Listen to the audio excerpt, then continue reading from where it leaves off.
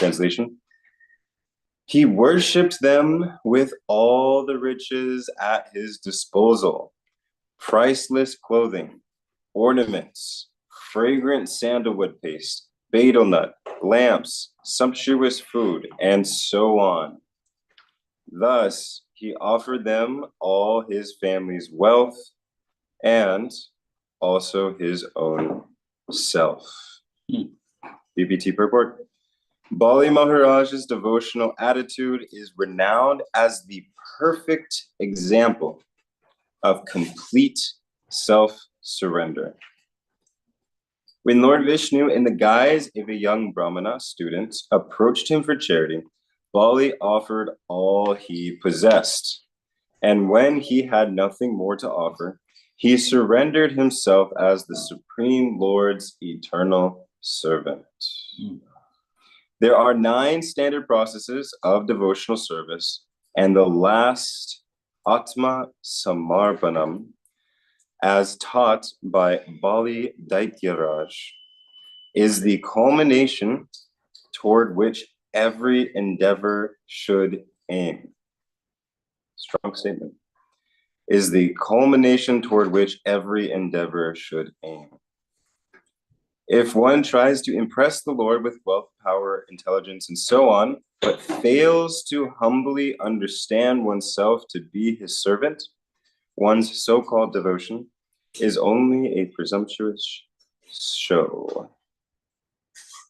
All right. So I'll go ahead and offer prayers. We'll read the verse again, and we'll try to churn more of this nectar. Om Meganatimirandasya Nanjana Shalakaya Chakshumiritam Nina Tasmai Shri Gurave Namaha Shri Chaitanya Manobishtam Sapitam Yena Bhutale Swayam Rupakadamayam Dadanti Swapadantikam Vandeham Shri Guru Shri Yuta Kamalam Shri Guru Vaishnavamscha Shri Rupam Sagajatam Sahagana Raghunatam Vidam Dam Sajivam Sarvetam Savadutam Virjina Santam Krishna Chaitanya Devam Shri Radha Krishna Padam Sahagana Lalita Shri Vishakam Vitascha Hey Krishna Karuna Sindhu Dinabandhu Dilapati Gopisha Gopika Kanta Radha Kanta Namotute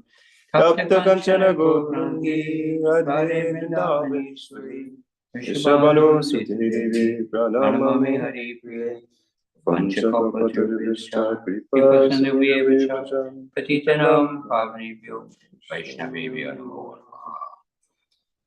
Shri Krishna Chaitanya Prabhu Nityananda Shri Advaita Gadadhara Shivasari Gaura Bhakta Vrinda. Thank you. Hare Krishna, Krishna Krishna, Hare Hare, Hare Rama, Rama Rama, Hare Hare. Hare Krishna, Krishna Krishna, Hare Hare. Hare Rama, Rama Rama, Hare Hare. Hare Krishna, Krishna Krishna, Hare Hare. Hare Rama, Rama Rama, Hare Hare.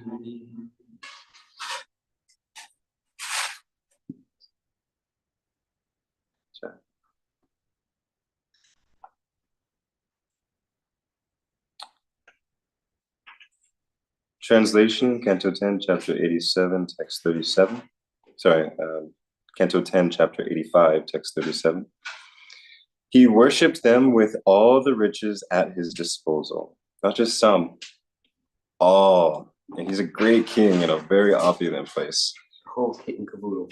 Whole kit and caboodle, as Adipurush Prabhu is saying. He worshipped them with all the riches at his disposal. Including but not limited to priceless clothing, ornaments, fragrant sandalwood paste, betel nut, lamps, sumptuous food, and so on. Thus he offered them all his family's wealth and also his own self. Wow. Excellent example. So it's interesting. Start with some context. So we're talking about Bali Maharaj. So Krishna, on the request of his so to say birth mother Devaki, he is going to the land of the dead to retrieve the 6 sons of Devaki. And so it's described that Krishna goes to, what is it?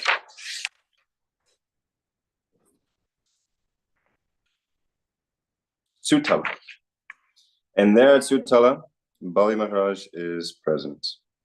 And so who is Bali Maharaj? Bali Maharaj is mentioned earlier in the Srimad Bhagavatam to actually have been a leader in the army of the demons. He's actually a grandson, if I'm correct, if I'm not mistaken, a grandson of Prahlad Maharaj, the great devotee, son of Hiranyakashipu. And now Bali Maharaj, the grandson of Prahlad Maharaj, was leading the demons in a battle against the demigods. But as the purport alludes, Krishna came in the guise of a young Brahmin boy, who we know the name? Vamanadev. So he came in the form of Vamanadev, the young Brahmana boy. And in this very form, in the very humble form, the name of it is a dwarf Brahmana. So he came as a very small Brahmin boy. And he simply asked Bali Maharaj for 3 steps of land. Now, Bali Maharaj is thinking, I'm a great king. I've just conquered the heavenly planets. I'm ruling the entire universe. I can give you anything. I can give you kingdoms. I can give you unlimited wealth. I can give you planets. But you're simply asking for 3 steps of land. Please take more. Ask for something greater. And Bali Maharaj said, no, I'm just a small Brahmin boy. It's 3 steps of land is fine enough for me. But these 3 steps of land, this is barely, what will you do with 3 steps of land? You're so small, and this is basically nothing. No, that's okay. 3 steps of land is fine enough for me. This shows the transcendental trickery of the Supreme Personality of Godhead, because once Bali said, yes, okay, I'll give you 3 steps of land, Bali Maharaj expanded himself to be able to cover the entire universe with 2 steps of land. And like this, Bali Maharaj realized this is the Supreme Personality of Godhead. He is covering the entire universe with just 2 steps. And Bali Maharaj, Vamanadev says, well, you promised me 3 steps. And I've covered everything that you own in the entire universe with just 2. So where would I put this 3rd step? And in loving surrender, Atma Nivedana, full self-surrender, Bali Maharaj says, you can place the last step, my Lord, on my head. I am yours. And so like this, it's such a scene. Bali Maharaj is actually bound up and taken to this place. But because of Bali Maharaj's total self-surrender, the Lord, it's said that the Lord actually stays in association of Bali Maharaj and becomes his doorkeeper. And this place in the lower planetary systems is actually extremely opulent. So there's an analogy given that, and if you're in a prison house and you're a prisoner, then it's not so opulent. But if you're the chief running the prison house, that place may be very opulent. That place may be nicely furnished. So similarly, in this place in Sutala, Bali Maharaj was actually brought there to live in an extreme opulence, because he gave everything to the Lord, and the Lord gave himself to his devotee to live in very nice opulence. As it says here, he gave all his riches, which means he has at his disposal in this place in Sutala priceless clothing, ornaments, fragrant sandalwood paste, betel nuts, lamps, sumptuous food, and so on. So he has great opulence at his disposal, which were given to him in reciprocation by the Supreme Lord. And so now Krishna is revealing himself in his original Trivanga form. as the Supreme Personality of Godhead, Ishvara Parama Krishna Satchidananda Vigraha, his original form as the Supreme Personality of Godhead, along with his first plenary expansion, Balaram. And it's a beautiful thing. We were just reading Journey Within in an Intro to Bhakti course, and it was describing how the dog recognizes the master regardless of the clothes that the master wears. He may wear a suit, he may wear casual wear, he may wear nothing at all, but the dog always recognizes the master. So although Krishna appeared to Bali Maharaj in the form of Vamanadev, in this instance, he is appearing as the original Supreme Personality of Godhead, who he recognizes immediately. He says, when the king of the Daityas, Bali Maharaj, noticed the arrival of the two lords, his heart overflowed with joy, since he knew them to be the supreme soul and worshipful deity of the entire universe, and especially of himself. He recognizes that to be the same Lord that appeared to him. He immediately stood up and then bowed down to offer respect along with his entire entourage. So this is an interesting example that Bali Maharaj is giving us in the previous instance and in this one as well. As the purport has alluded, this is the perfect example of Atma Nivedana, of full self-surrender. Now, so the idea for this class, the problem that we experience in this world, we think that when we offer something to someone, that we'll lose that which we have offered. This is our conditioning in this world, that if I give you $1,000, then I lose that money. If I give you my time, I lose that time. If I give you, if I cook and I have a nice dinner or meal and I give it all to you, then I will be left with nothing and I will go hungry. This is the mentality that we have. This is a problem we experience in this world, that when we give, we lose. When we give, there's nothing to be gained from it. And the reason for this is that we're conditioned to think like this because we live in a finite reality, in a temporary world where there is limited resources. There's only so much wealth that we can have before the bank account hits zero, or even worse, goes into negative. There's only so much food that we can have. There's only so much time that we have in this world before we leave.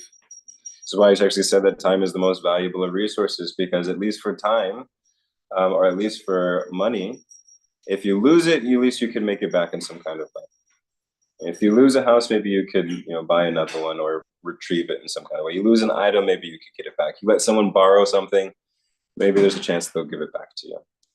But your time, it says that no matter how much wealth you have, how much fame or attractiveness you have in any respect, how much strength you have, nothing will pull back the time spent. So this way it's said to be one of our most valuable resources in this material world. However, when we're dealing with the Supreme Personality of Godhead, we're dealing with someone who is infinite. And so when we give to others, we lose that which we give. But when we give to Krishna, there is no loss. There's no loss, no diminution. Because once that thing is connected with that which is eternal, it also adopts that quality. Krishna speaks about how when, as one approaches me, I reciprocate. And now the ramifications of that are vast. Because say if I only have $100 and I give all of I have everything that I have to my name is $100. And I give that entirely.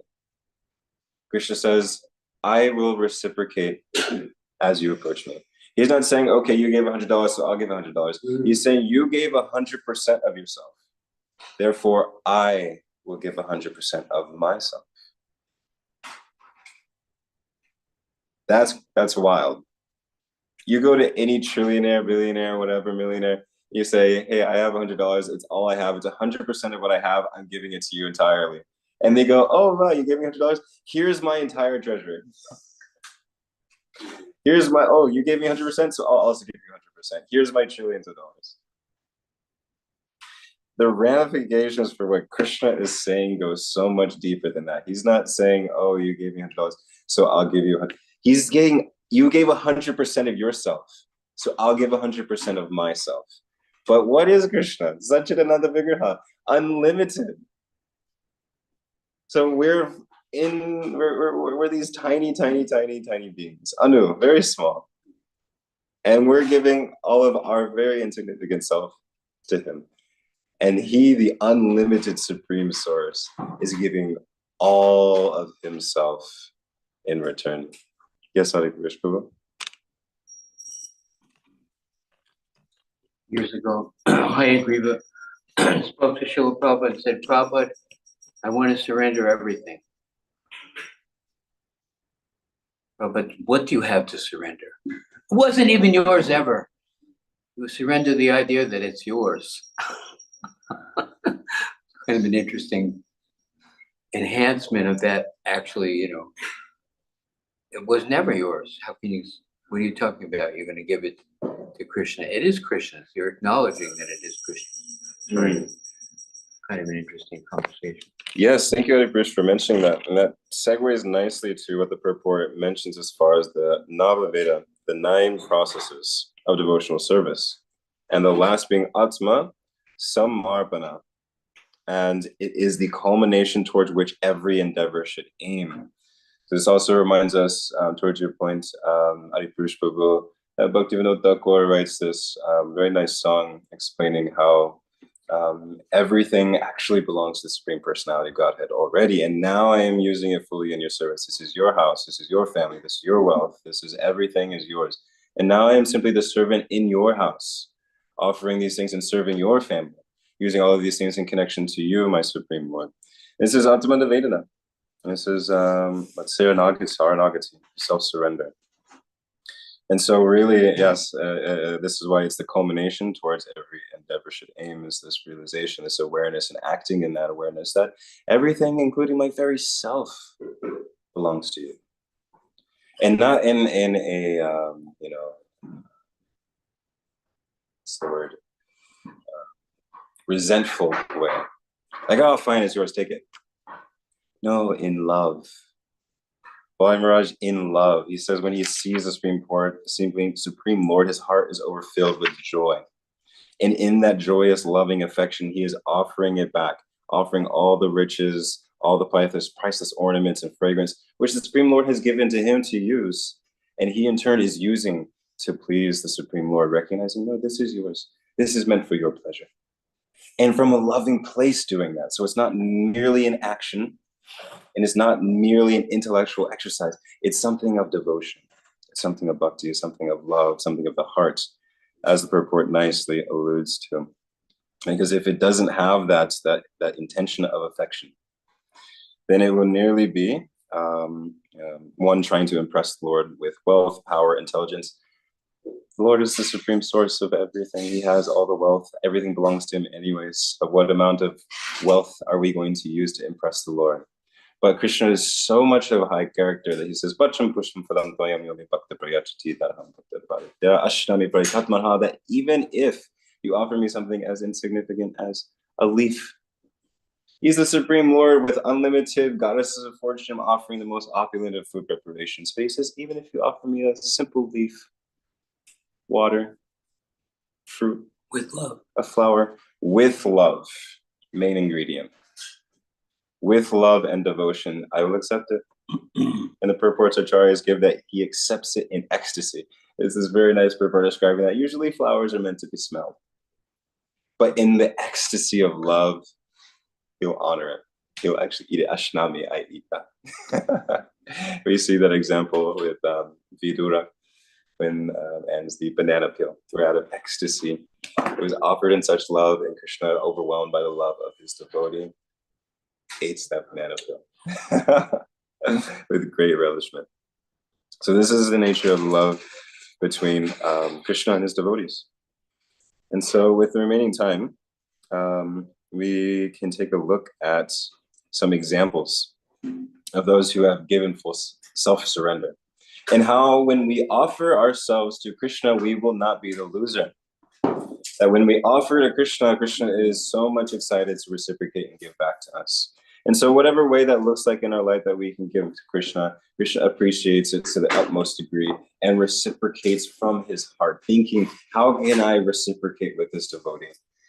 A great example that we just recently went through was Sudama Brahmana. He had nothing. He literally begged to have something to give to Krishna, these chipped rice. He was so embarrassed. He used the Supreme Lord, literally had Rukmini Devi, the goddess of fortune, offering you the best of preparations. And all I have, he's going through Dorcasing all the opulence. And he's like, I just have this simple, stale chipped rice to offer to you. But Krishna knows that his heart, the heart of his devotee is so much overflowing with love that he actually steals it. Usually we have to offer him prasad. Usually we have to offer the mantras, Namo Brahmanya Deva Go Brahmana Hidyacha.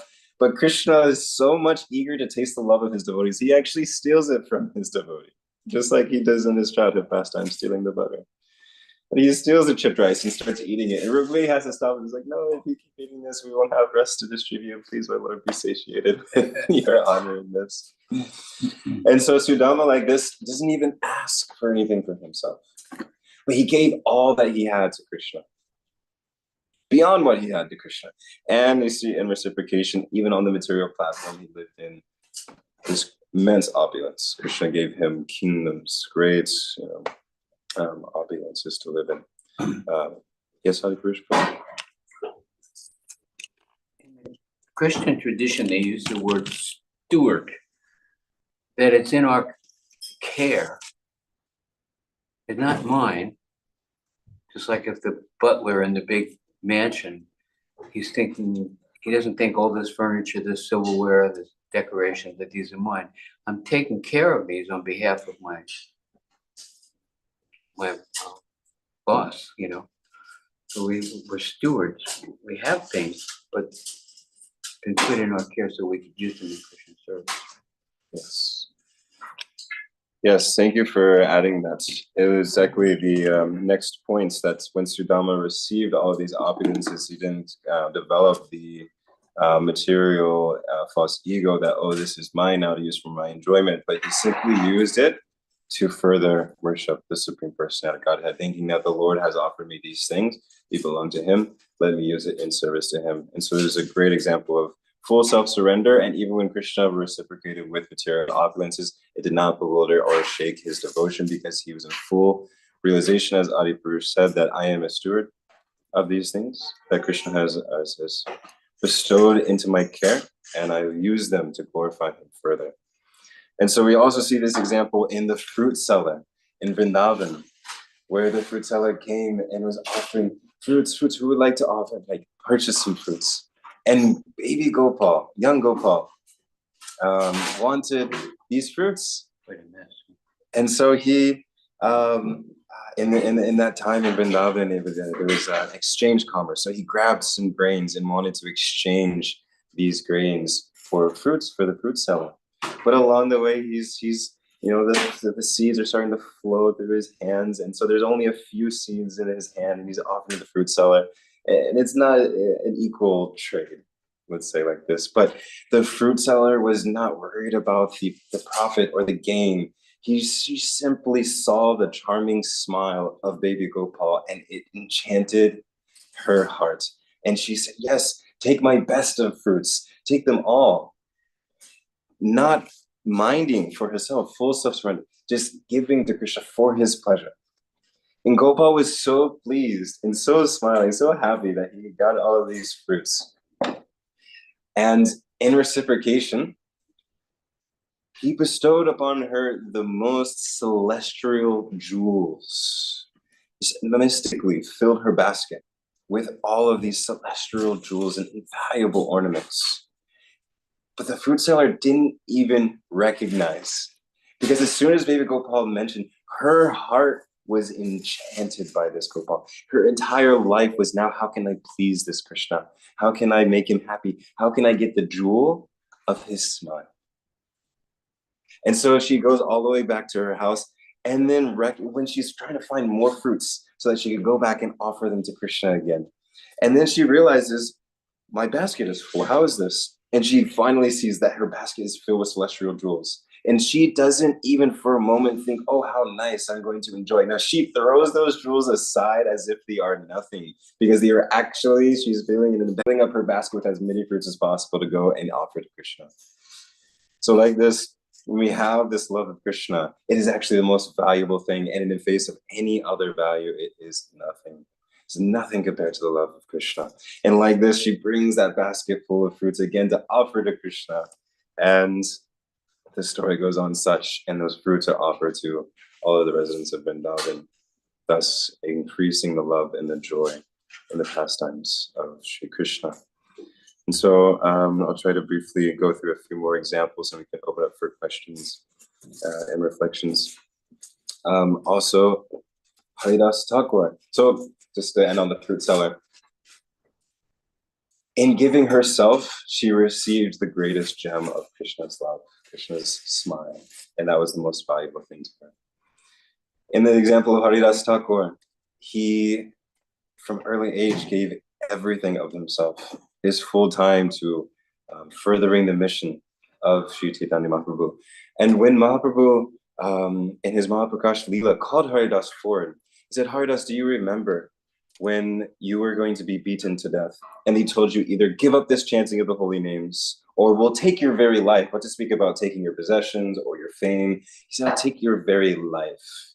And he says, you can cut me to pieces, but still each of those pieces, the last breath out of my body will be Harinam, will be the chanting of Krishna's names. And so like this, he gave himself completely to Krishna, despite any circumstance. And Krishna mentioned in the form of Sri Chaitanya, do you remember this? He said, yes, I remember this.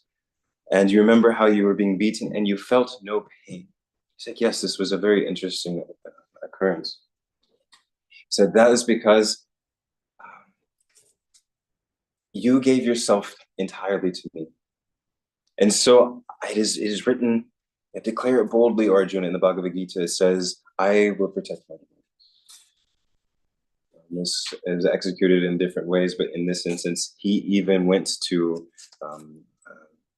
defeat those mercenaries who were trying to kill Haridas. But Haridas's compassion was so much so that he prayed to the Lord that despite them trying to kill me and take my life, please, my Lord, protect them, because they will accrue such negative karmic reactions for what they're doing. So please forgive them.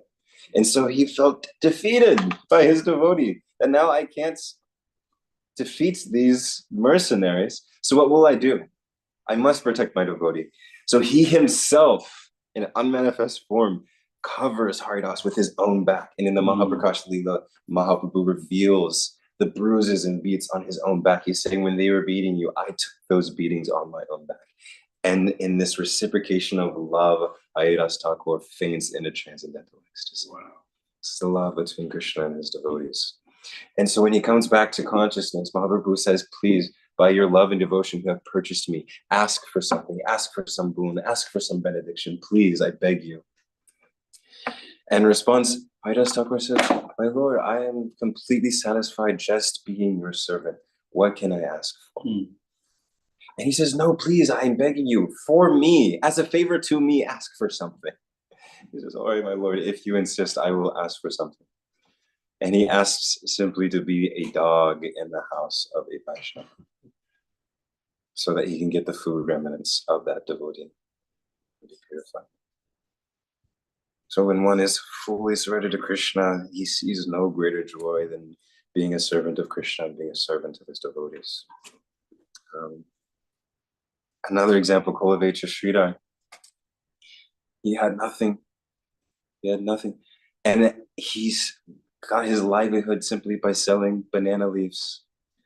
And immediately he would give it back in service to Krishna, the worship of his devotee Ganga Devi.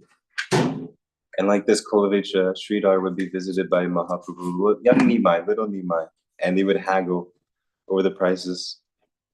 And one day Nimai told him, you are cheating everyone. He said, what do you mean? You are cheating everyone. You actually have the greatest, most priceless gem, but you are just here pretending to be a mendicant without having any possessions. And he says, Nimai, what are you saying? You see as how I live in a thatched hut. I have nothing. I am wearing these discarded clothing, apparel item. What wealth do I have? He said, I am going to expose you. One day, I am going to expose you. And he leaves. Many years later, when Mahaprabhu reveals himself as a devotee and in this Mahaprakash Leela as the Supreme Personality of Godhead, he says to devotees, go bring this Kolavecha Sridhar. And I'm like, Kolavecha Sridhar, who is this? Just this person who is crying out the names of the divine at night. You will know that to be Kolavecha Sridhar. Find him and bring him to me. And so they find him. And in an ecstasy, Kolavecha Sridhar is thinking, Mahaprabhu is wanting me. He faints in ecstasy. And they have to carry him to go and see Sri Chaitanya Mahaprabhu. And so when Mahaprabhu is there, he says, Kolavecha Sridhar, you are so sweet. You gave your entire life for me. Please ask for something. I can give you everything. You lived in poverty your entire life. I can give you wealth. I can give you riches. I can give you kingdoms. I can give you mystic powers. I can give you Brahman Mukti. I can give you liberation from the cycle of repeated birth and death. He says, my Lord, I do not ask for any of these things.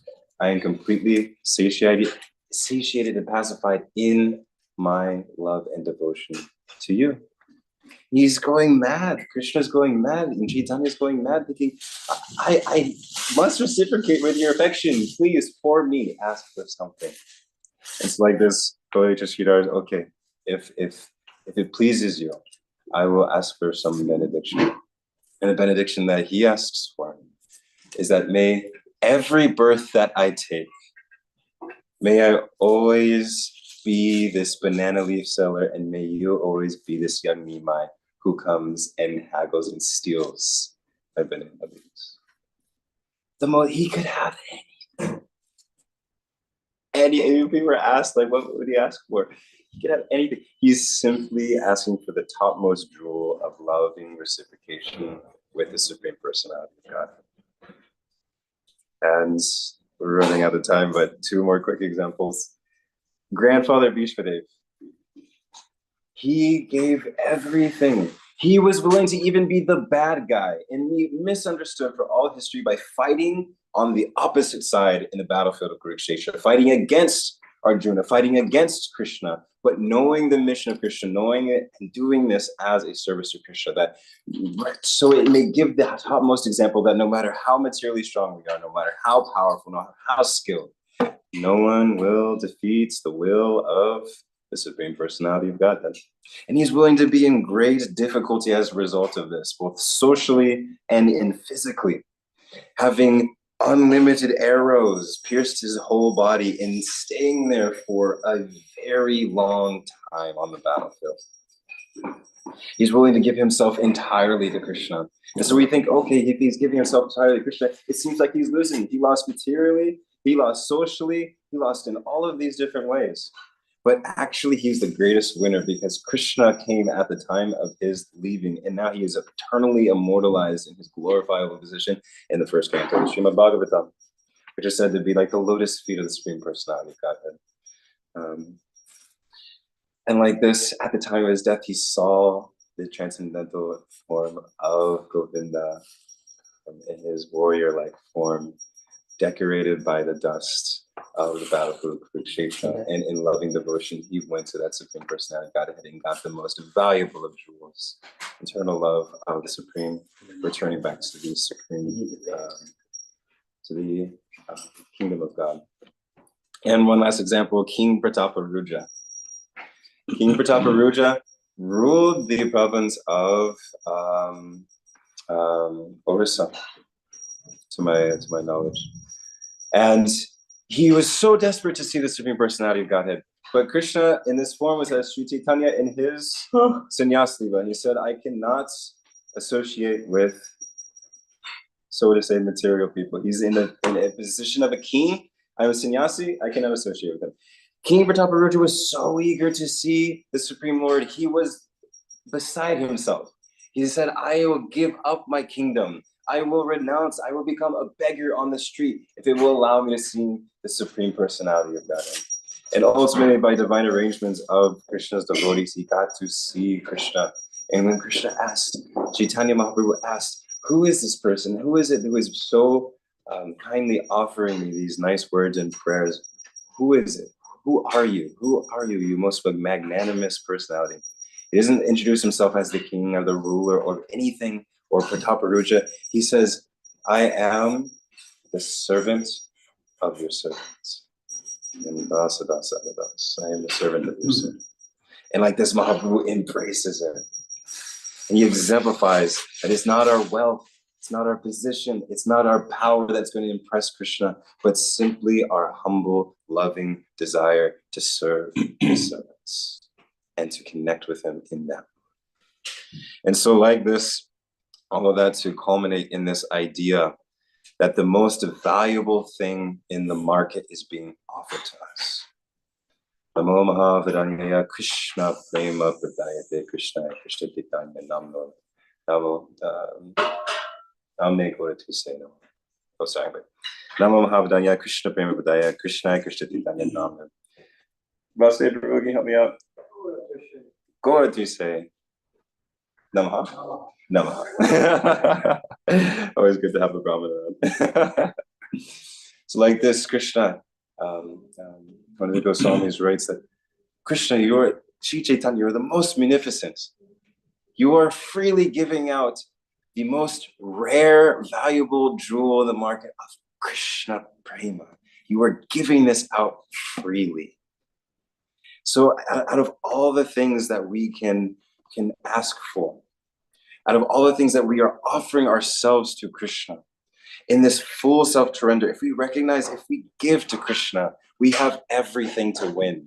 And because Sri Chaitanya has come in this most munificent form of Krishna, this most gracious form of Krishna, in the marketplace, by just giving ourselves, we have the opportunity to get the most valuable of jewels, the most valuable of gems, in return for just simply offering whatever we have. We get the most valuable jewel of Krishna Prema, a jewel that we can understand the value of, the pricelessness of. And we see all these examples.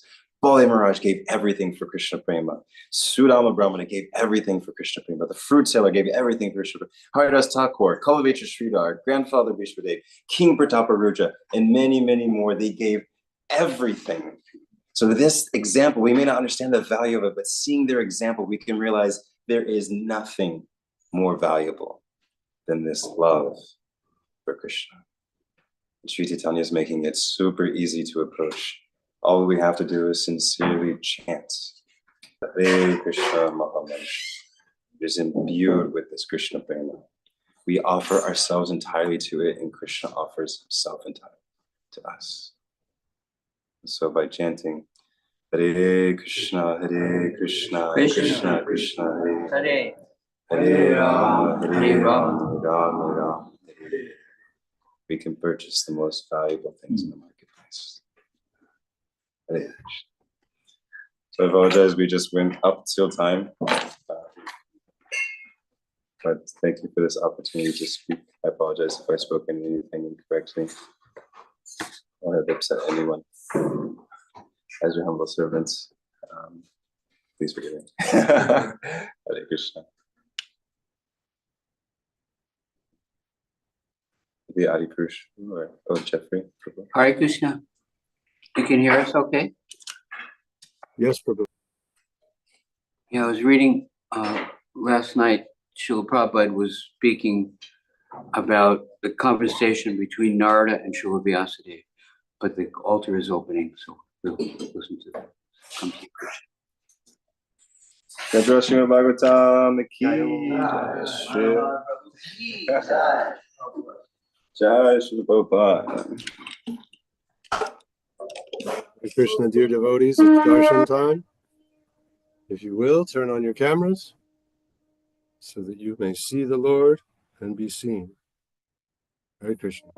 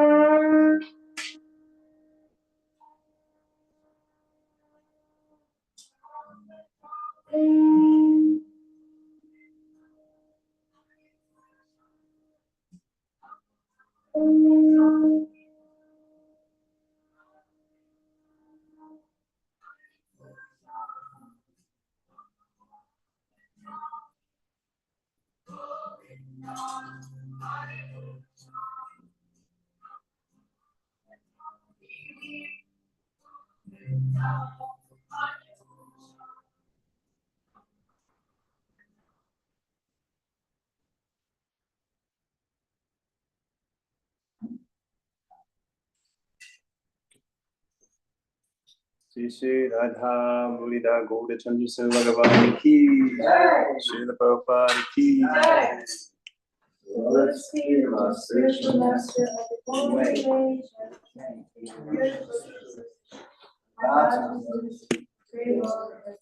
By his grace, he crossed the ocean of material suffering to attain the next spiritual.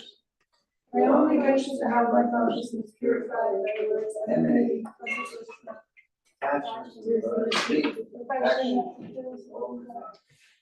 Opens my darkened eyes and fills the chest from him ecstatic prayer emanates. The Vedic scriptures sing and say that our spiritual master, the ocean of mercy, friend of the poor, Lord and Master, oh Master, merciful on us, give us the shade of mercy. the famous spread all over the things. Take shelter.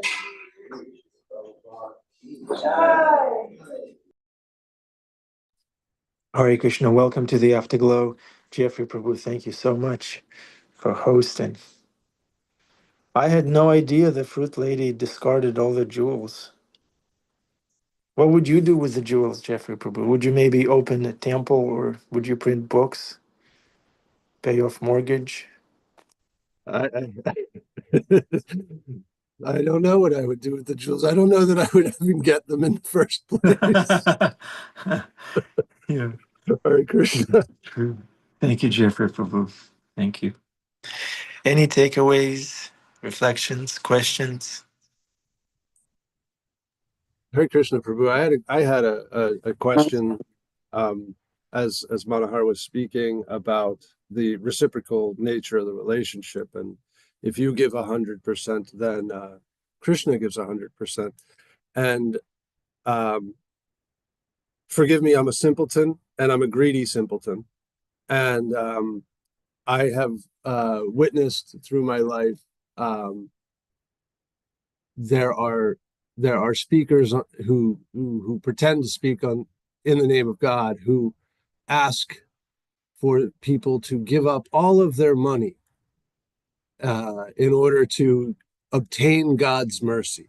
So you were thinking that while Manohar Prabhu was speaking? And so I was thinking about, how do we draw the line here between this reciprocal nature of our relationship with God and so-called prosperity theology, where you give God money and God gives you money back? And forgive me for being such a simpleton, but also a cynical one, apparently. Hare Krishna, Prabhu.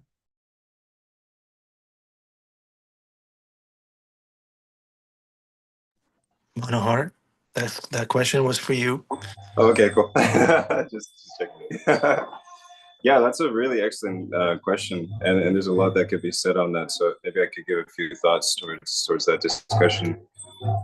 Yeah, it's like there are a lot of institutions who will propose that, like, yeah, like you'll get mercy if you give us money. But like the purport alluded, it's not really about our money or intelligence or anything that we're offering. It's the internal aspects, the really seeing ourselves as the servant. And like, for example, Kolavechra Street Art, like the way that we give to Krishna, it's a personal thing. It's between us and Krishna, and not the institution. The institution is one avenue through which we can offer it to Krishna. But like Kolavechra Sridhar, he gave his wealth to Ganga Puja, so worship of Mother Ganga. So I mean, that's not, an institution like that, So, but towards the more core of like the philosophy, Krishna is not in it for business. Like he mentions, he's the source of everything. Like there's that analogy, when the Ganga is going, if we take water out of it, the Ganga is no less. And if we add water into it, it's also no less. So it's really just an exercise of our own hearts, of being able to connect with him. And wealth is one avenue, but it's not about the wealth. It's not that if I give a certain amount of wealth, I'll get a certain amount back. It's all about our intention. So that was actually one of the main points I wanted to add as the conclusion. If we engage in our sadhana and our spiritual practices with the intention of affection, that's what will actually bring the grace and the mercy and affection. Because I could give $1 million, $1 trillion, $1 billion, and still Krishna would not be so much inclined, which is what we see in the example of Duryodhana and Vidura. Duryodhana was like, here's this huge opulence, feast and everything, I'm giving this to you, Krishna. Krishna says, no, this is tinged with false ego, and I'm not so much inclined, because I know that you're just doing this because you want something. You're trying to coerce us towards your own material ends, and et cetera, et cetera. Instead, I'll go to my devotee's house. And so he goes to Vidura's house, and Vidura's like, we didn't know you were coming. We don't have any preparations. We just have fruits. Let's offer you something. In an ecstasy of love, they offer him the banana peel on accident. And he eats that. And he's more happy with that simple offering than the great feasts. But so like this, it's not simply a transactional thing of like, I give a certain amount of money and I'll receive grace in return. Krishna is just mentioning, like in the Bhagavad Gita, Yat Karoshi Yat Ashisi, Yajnakosi Darasi Yat. Whatever you do that as an offering of love to me. And so we can, for our money, as Adipurush Prabhu mentions, there's one aspect of recognizing that it all already belongs to Krishna.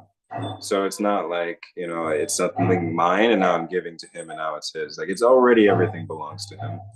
But now we can use it in his service. So the car, the parents give us the car. We recognize, okay, this is the parents' car. I can use it in such a way to please them. I can go and get groceries for them by using the car.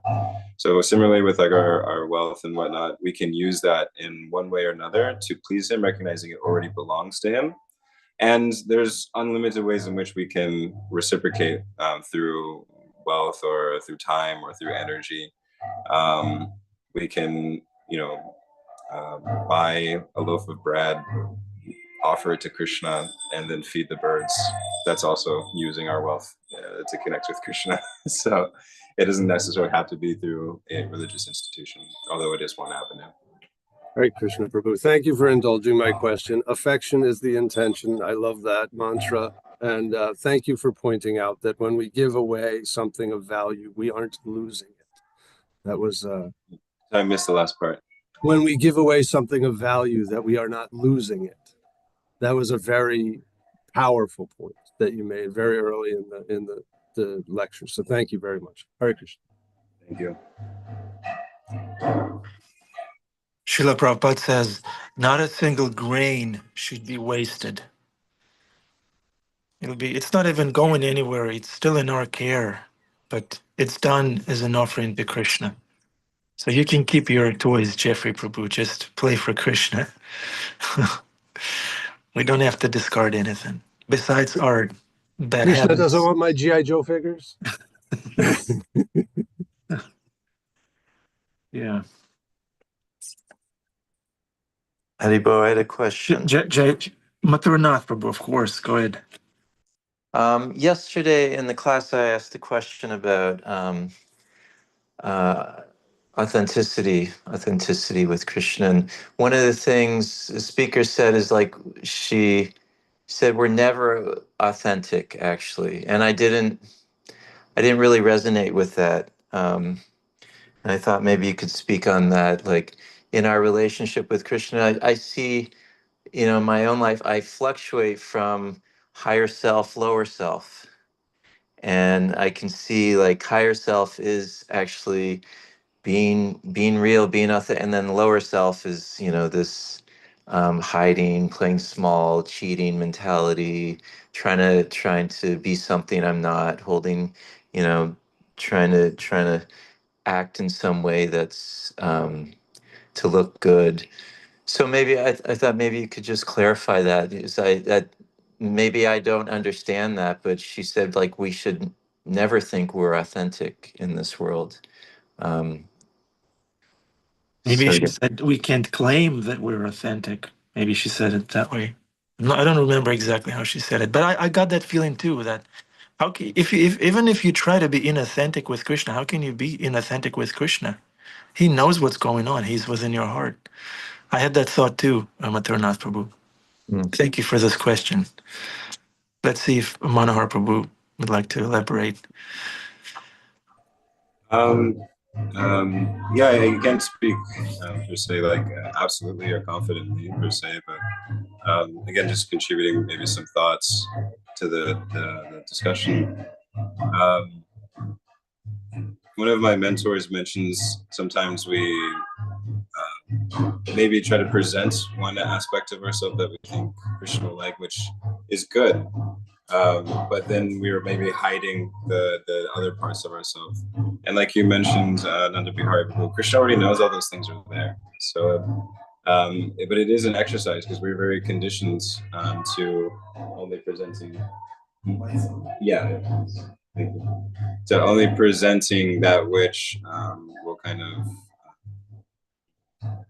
make us look good in social light and things like this. And so it's a gradual practice of, we mentioned this word authenticity, but I would say sincerity, like just to my level, to my degree of conditioning, sincerely coming to Krishna and being able to gradually develop the relationship and trust that I can reveal all of my faults to this person. Yes, I understand intellectually he already knows it, but still it's different. Like when a parent knows that you did something wrong and when the son admits that he did something wrong.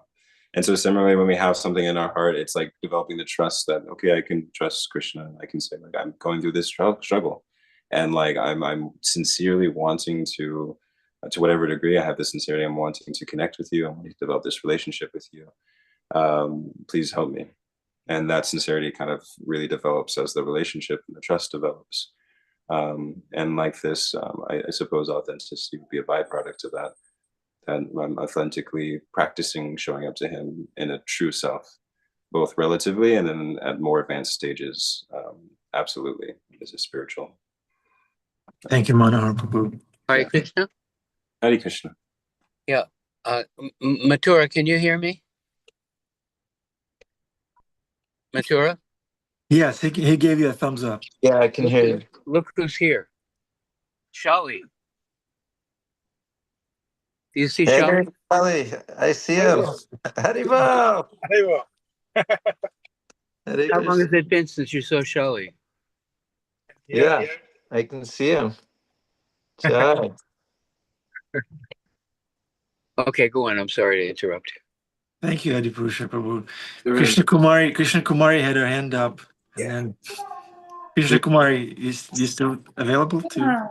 Yeah, I actually was thinking more about that exchange yesterday about, I was thinking how everyone here actually has had love of God at one moment. That's why we're still on this path, even if, there was a time where each of us have experienced that calling out to Krishna and that reciprocation. So I would say there's lots of authenticity. Maybe the next moment we're kind of like lillygagging or whatever, but I've been aspiring for that taste again and for that connection. And, some days I'm in a great mood and I'm open, and some days I'm in a bad mood and I'm open, but there's other days where I'm not open at all. So, yeah. That's why we're all practicing for the time of death, right? That we might possibly, call out to Krishna in that moment.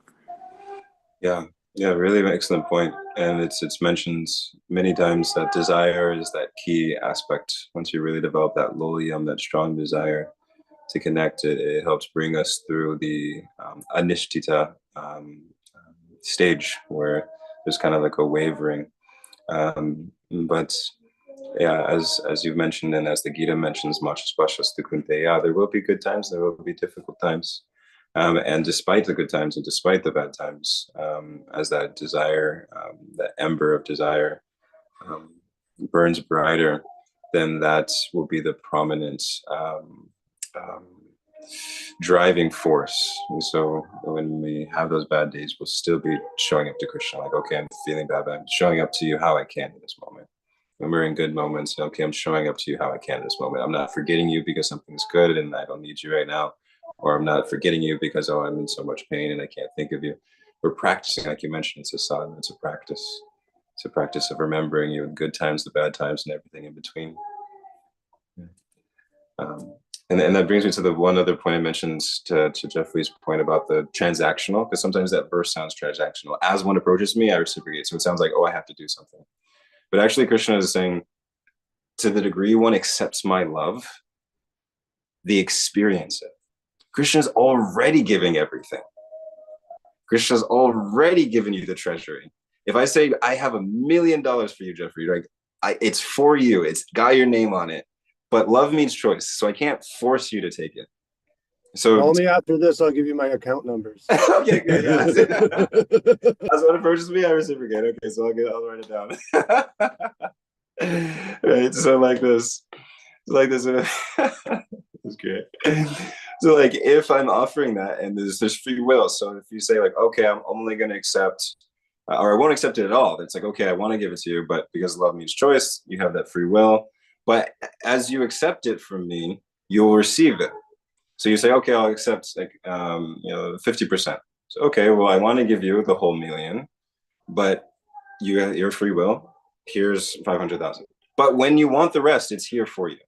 So Krishna is saying, to the degree you accept my love, we experience it. We experience that love. So to the degree that we accept Krishna as he is, and he's the supreme controller, that everything belongs to him, is so we accept that, we experience that reality.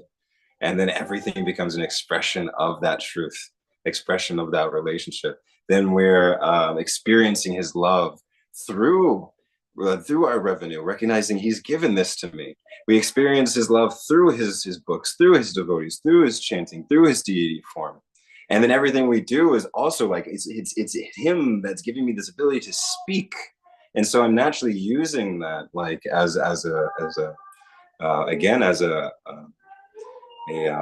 avenue through which I am receiving his affection. He's giving me this ability to sing, so I am singing. I'm doing this beautiful offering from my heart to him. And so similarly, as one approaches me, we experience this love. We experience him through our abilities, our own self. And that leads to the whole Atma Nivedana, the full self-surrender in love. Yeah, so that's another thought there. Krishna Kumari Prabhu. Yeah, I love that you're putting that all together. I was thinking, Jeffrey, when you asked, just that we have to keep it in the flow. Anytime we think we're going to hold on to something or have it be stagnant, like, because bhakti is a process, and whether it's money's just one of the shaktis. It's not the shakti, So just, yeah, keeping the love alive, keeping the relationships alive with Krishna, with the devotees, keeping what we have, just putting it into the service, not thinking that we're going to save it for later, My father died at 52, 3 months after he retired, thinking he worked so hard and then he was going to retire. It's just, you never know. It's just, there's no point in wasting, thinking you're going to waste it, now, but just use it, put it to use, offer everything. You have nothing to lose. Mm. Mm. Yes. Last time I was in Vrindavan, Mahatma with Mahatma Prabhu, he was saying this point that we should understand that a lot of time we come to the holy places and we're praying for mercy, which of course we want to ask for mercy, but he said if we understand the mercy is flowing in like rivers of mercy is flowing, am I opening myself to take it? Mm. That is something we also have to see. I need to open myself to take the mercy, to absorb the mercy. Mm. And a lot of time we don't realize too. I'm just thinking this myself. My God, the mercy, the nectar's in the seva. There's so if we're really diving into Krishna's seva, there's so much mercy there. Mm-hmm. Yeah, excellent point, Taranath Prabhu. There's one definition of humility, given that humility means not being resistant to the flow of grace. And so that grace is flowing from Krishna always. So we always have this opportunity to open ourselves a little bit more to that. And then we kind of gradually become recipients of that flow. And we can be in eternal state, just like Haridas Thakur, who exemplified Janadapi Sunijena, being more humble than a blade of grass. And so like this, that's like the qualification for that grace to flow through us more and more. Just like a electric rod, copper wire has different grades of resistance. And so the lower grade of resistance, the more that grace can flow through it, that electricity can flow through it. And one last point towards the monetary revenue thing. Sometimes it's also our service and our offering to Krishna to maintain finances nicely. For so many examples of that, like King Prataparuja, he's ruling a kingdom, so he has to manage the finances nicely. Even in modern days, for the Prabhupada, whenever finances would come, it's not that okay, we have it, just distribute it immediately. So we recognize this is Krishna's potency. So let's use it very particularly. Let's use it very specifically so we can put it here, not have it, lost here. Really, very specific. And what to speak about when we're taking care of Krishna's family members, as we recognize, okay, there's a certain amount of like finances that need for the service of Krishna. So it's really a consciousness, not even sometimes how it's being expressed, whether it's being given to this or given to that, but the consciousness of like, Yakurosi Yadashasi, Arjuna is in the consciousness, he's in the same battlefield Duryodhana's on, but he's in a completely different consciousness. He's like, I'm fighting for Krishna. I'm fighting this era for Krishna. I'm maintaining these finances for Krishna. I'm maintaining this temple for Krishna. I'm doing this, I'm sweeping the floor for Krishna. It was really about that Krishna consciousness. That's the main aspect. Yeah. Thank you. Thank you, Manohara Prabhu. Wonderful. Krishna is empowering you through the cow down walls to answer questions nicely. Thank you. The devotees look satisfied. Mathuranath Prabhu looks very satisfied by the answers. Jeffrey Prabhu, Krishna Kumari. Thank you very much. Let's all fight for Krishna. We have nothing to lose. No need to wait. Krishna Kumari, thank you for saying that. I needed that. I'm a big time procrastinator. Maybe, yeah, I should get my act together. Thank you. We love you. We need you. Come again tomorrow. Srimad Bhagavatam ki jai. Manohara Prabhu ki jai. Srila Prabhupada ki jai. Everyone on this call and outside too, ki jai. Thank you all. Please forgive any mistakes or offenses as you serve. Thank you so much.